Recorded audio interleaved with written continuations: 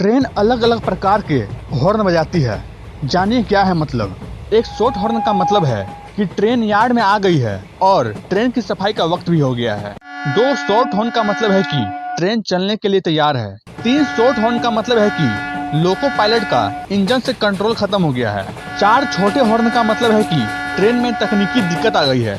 दो छोटे और एक लंबा हॉर्न, इसका मतलब किसी यात्री ने चेन पुलिंग कर दी है। एक लंबा हॉर्न का मतलब होता है कि ट्रेन इस प्लेटफॉर्म पर नहीं रुकेगी, वह सीधे जाएगी। 6 बार छोटे हॉर्न बजे तो समझ लेना चाहिए आगे खतरा है। यह हॉर्न बजाने से यात्री सतर्क हो जाएं। क्या आप ये ट्रेन के अलग अलग हॉर्न के मतलब जानते थे? कमेंट में जरूर बताएं।